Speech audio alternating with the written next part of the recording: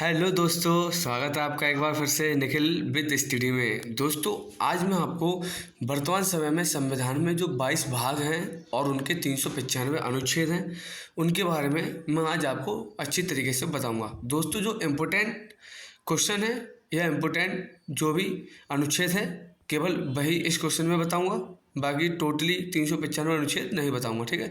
Only important बताऊंगा जो आपके परीक्षा में आने लायक हैं। तो दोस्तों, चैनल पर नए हैं, चैनल को जरूर सब्सक्राइब कर लेना, क्योंकि ये वीडियो आपके लिए बहुत ही इम्पोर्टेंट होने वाली है और ख़ासकर यूपी पुलिस, दरोगा और अग्निवीर के लिए तो ये रामबाण साबित होने वाली है। तो चलिए दोस्तों, शुरुआत करते हैं।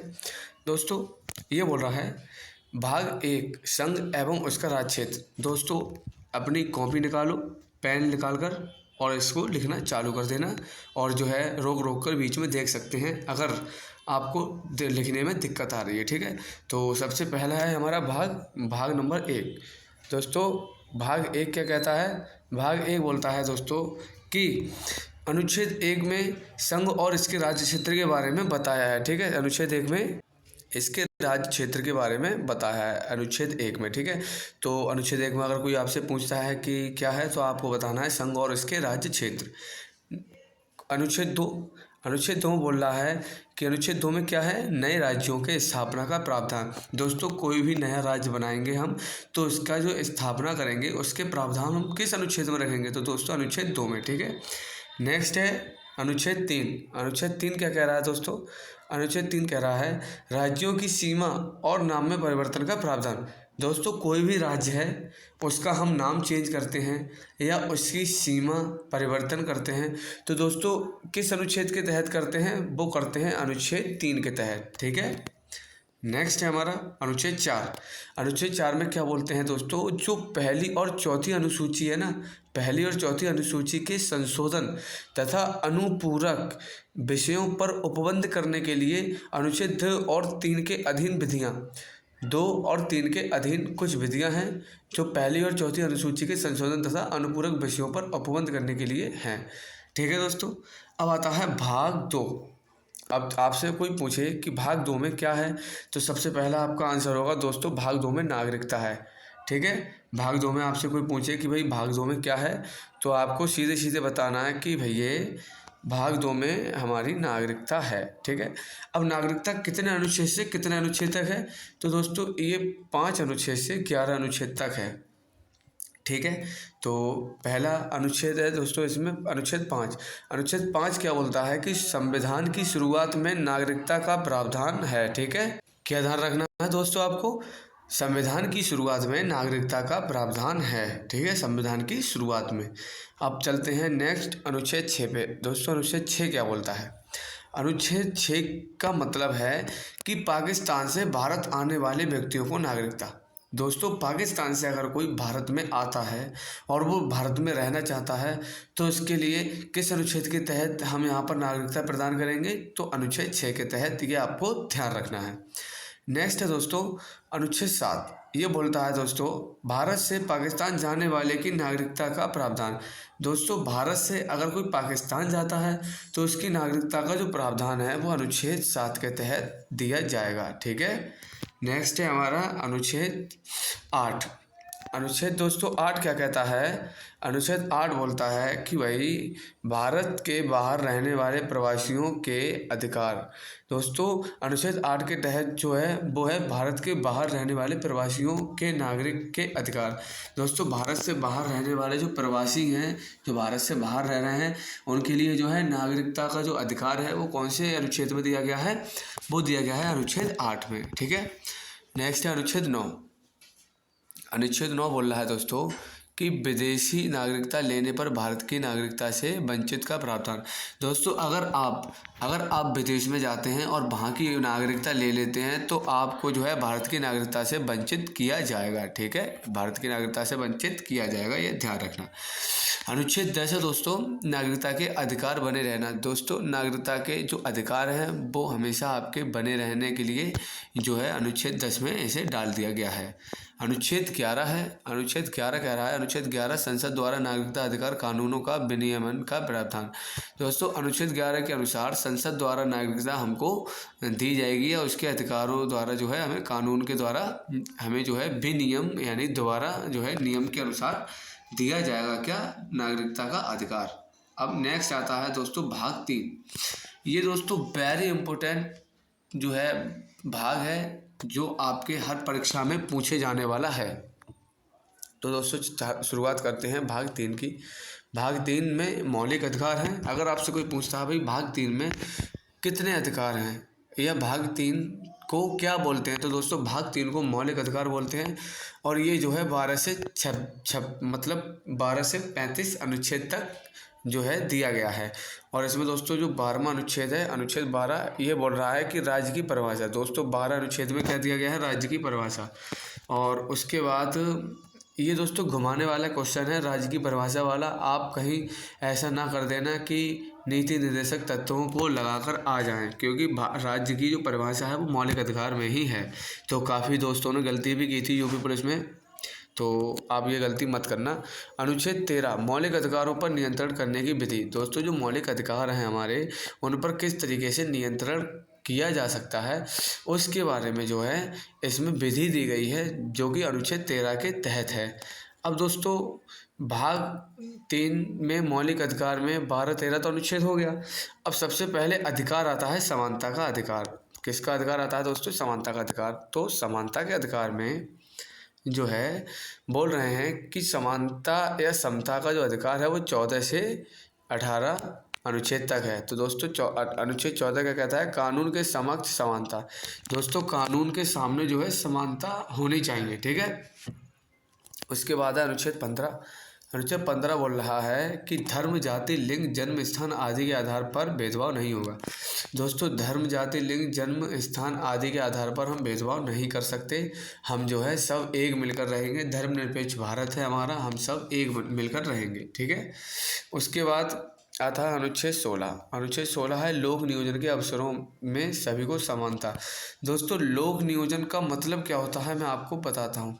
दोस्तों लोक नियोजन का मतलब होता है नौकरियाँ, ठीक है। हमारे लिए जो सरकारी नौकरियां हैं जो भी हैं उनमें जो है समानता का प्रावधान होना चाहिए। अनुच्छेद 17 है दोस्तों, अनुच्छेद 17 अस्पृश्यता का अंत, यानी कि दोस्तों छुआछूत का अंत। काफ़ी समय पहले जो है छुआछूत की कोई प्रथाएं रही थी, कुप्रथाएं जिन्हें कहते हैं, तो उन अस्पृश्यताओं का अंत करना ही अनुच्छेद 17 का मकसद है। नेक्स्ट है अनुच्छेद 18। अनुच्छेद 18 के तहत दोस्तों बताया है कि उपाधियों का अंत। दोस्तों अनुच्छेद 18 के अनुसार जो है उपाधियों का अंत निश्चित है। दोस्तों हाल ही में ऐसा बताया गया है कि कोई भी हमें किसी भी प्रकार की उपाधि नहीं दे सकता राष्ट्रपति को छोड़कर। तो दोस्तों राष्ट्रपति ही किसी भी चीज़ की आपको उपाधि दे सकते हैं। तो दोस्तों अनुच्छेद 18 जैसे पहले के समय में क्या होता था कि जैसे मान लो कोई मुग़ल बादशाह होता था, जैसे कोई दिल्ली सल्तनत में गुलाम वंश का जो है सबसे पहला जो संस्थापक माना जाता था, जैसे आपका कुतुबुद्दीन ऐबक है, उसे दोस्तों पील बख्श कह देते थे, कुरान बख्श कह देते थे या गुलाम कह देते। तो दोस्तों ये एक प्रकार की उपाधियाँ थी जो दे दी जाती थी। तो उस उपाधियों का अंत करने के लिए अनुच्छेद 18 ने यह कदम उठाया और अनुच्छेद 18 के तहत राष्ट्रपति ही किसी को उपाधि दे सकता है, ठीक है। चलते हैं नेक्स्ट है दोस्तों स्वतंत्रता का अधिकार। दोस्तों स्वतंत्रता का अधिकार, इसमें जो है स्वतंत्रता के 7 अधिकार थे पहले, अब 6 कर दिए गए हैं। और 6 कौन कौन से हैं वो मैं आपको बताता हूँ। सबसे पहले स्वतंत्रता का अधिकार, ये ध्यान रखना, ठीक है। सबसे पहले स्वतंत्रता का अधिकार आपको ये ध्यान रखना है, तो ये आप याद रखना स्वतंत्रता का अधिकार। तो सॉरी ये थोड़ा मिस्टेक ये हो गया, स्वतंत्रता का अधिकार, ठीक है। उसके बाद जो है इसमें कई अनुच्छेद भी हुआ करते थे। जैसे पहला अनुच्छेद है अनुच्छेद 9, अनुच्छेद 19। अनुच्छेद 19 दोस्तों बोल रहा है कि इसमें बोलने और अभिव्यक्ति की आज़ादी है। दोस्तों हम कुछ भी बोलें जो है, हम कुछ भी करें, ये हमारी आज़ादी है। और इसी के तहत जो है मीडिया प्रेस जो है जो है उसका फ़ायदा उठाती है। उसके बाद है अनुच्छेद 19A यानी बोलने का अधिकार।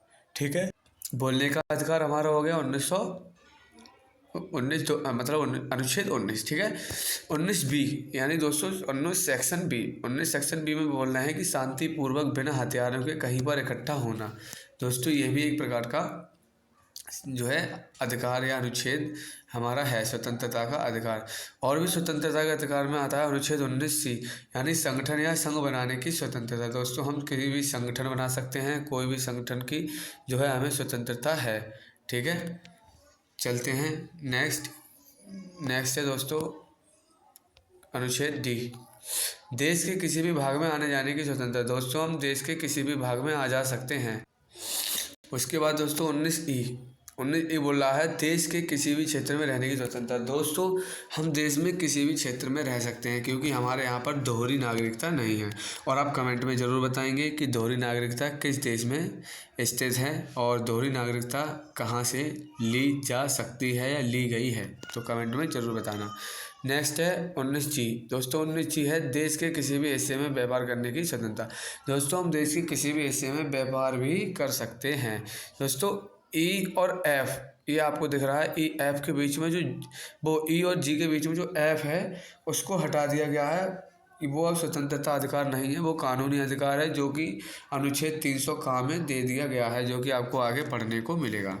नेक्स्ट अनुच्छेद 20।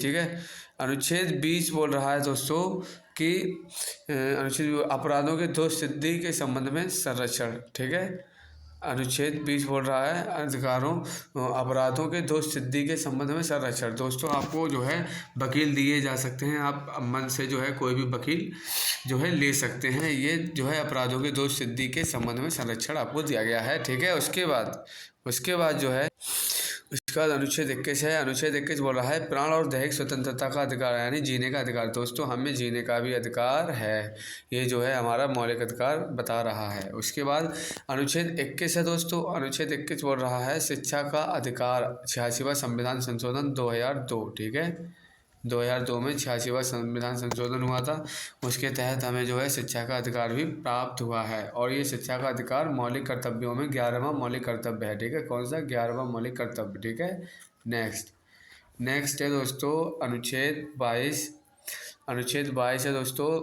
कि कुछ दशा में गिरफ्तारी के संरक्षण। दोस्तों कुछ दशा में गिरफ्तारी के संरक्षण। दोस्तों ये भी जो है वकील से संबंधित है। ठीक है, ये भी वकील से संबंधित है। उसके बाद आता है शोषण के विरुद्ध अधिकार।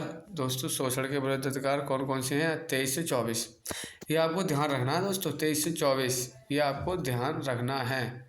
ठीक है, 23 से 24 ये बोल रहा है दोस्तों 23 जो है बोल रहा है मानव के साथ दुर्व्यवहार और बलात्श्रम पर प्रतिषेध। दोस्तों बलात्श्रम और दुर्व्यवहार जो गंदे काम करते हैं उस पर जो है प्रतिषेध अनुच्छेद 23 के तहत लगाया जाता है। अनुच्छेद 24 में कारखानों आदि भारी काम में 14 वर्ष से कम आयु बच्चों के प्रतिषेध।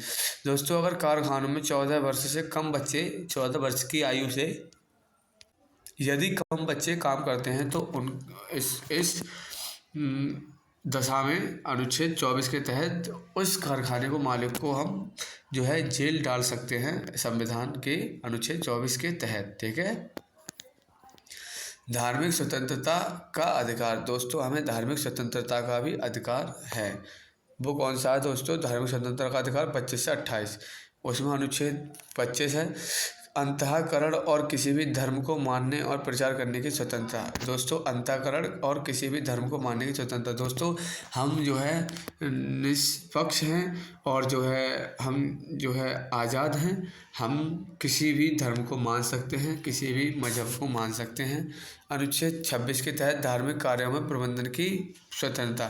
दोस्तों जो भी धार्मिक कार्य होंगे उसमें प्रबंध किया जाएगा, पुलिस प्रशासन दिया जाएगा, उसकी स्वतंत्रता की गई है। ठीक है, उसके बाद अनुच्छेद 27 किसी विशिष्ट धर्म की अभिवृद्धि के लिए कर संबंधित स्वतंत्रता।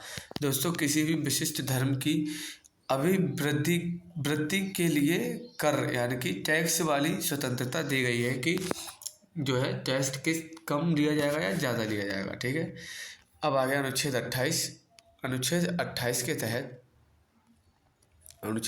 के तहत जो है सरकारी शिक्षण संस्थानों में धार्मिक शिक्षा नहीं दी जाएगी। ठीक है, सरकारी जो स्कूल होंगे उन स्कूलों में धार्मिक शिक्षा नहीं दी जाएगी तथा धर्म विशेष के कार्यक्रम में शामिल होने के लिए बाध्य नहीं है। तथा धर्म विशेष के कार्यक्रम में शामिल होने के बाध्य नहीं है। ठीक है, तो अनुच्छेद 28 से हमें यह पता चलता है कि सरकारी स्कूलों में हम धार्मिक शिक्षा नहीं दे सकते। ठीक है, उसके बाद संस्कृति और शिक्षा संबंधी अधिकार। तो दोस्तों हमें संस्कृति का अधिकार है और शिक्षा का संबंधी अधिकार है, जिसमें अनुच्छेद 29 है। अल्पसंख्यक वर्ग को उनकी भाषा, लिपि और संस्कृति को संरक्षित रखने के अधिकार। दोस्तों संस्कृति को संरक्षित रखने के अधिकार। दोस्तों जो अल्पसंख्यक हैं, यानी भारत में जो बहुसंख्यक है वो तो हिंदू हैं, और जो अल्पसंख्यक हैं वो मुस्लिम, सिख और ईसाइयों को माना गया है। तो उन वर्ग को उनकी भाषा, लिपि और संस्कृति में संरक्षित अधिकार दिए जाएंगे, अनुच्छेद 29 के तहत बताया गया है। अनुच्छेद 30 बोल रहा है अल्पसंख्यक वर्ग को शैक्षणिक संस्थान संचालित करने के अधिकार। दोस्तों जो अल्पसंख्यक वर्ग हैं उनके लिए पर्सनल शिक्षा का अधिकार जो है देने का जो है प्रबंधन किया गया था। अब आता है संवैधानिक उपचारों का अधिकार। संवैधानिक उपचारों का अधिकार है आपका अनुच्छेद 32। दोस्तों इसे संविधान की आत्मा भी बोला जाता है। बाबा साहब डॉक्टर भीमराव अंबेडकर द्वारा संविधान की कुंजी भी इसी को कहा गया है, शायद कुंजी या आत्मा। नेक्स्ट अनुच्छेद 32 है। 32 में रिट, यानी कि हम किसी भी दशा में रिट डाल सकते हैं अगर हमने गलती नहीं की है तो। ठीक है, रिट 5 प्रकार की होती है, वो मैं आपको बाद में बता दूंगा। अनुच्छेद 33 मौलिक अधिकारों को लागू करने में संसद की शक्ति। दोस्तों मौलिक अधिकार जो है संसद में इसे लागू कर सकता है, ये संसद की शक्ति है। ठीक है, अनुच्छेद 34 है सैन्य क्षेत्र या कानून के समय मौलिक अधिकारों का प्रतिबंध संबंधित प्रावधान।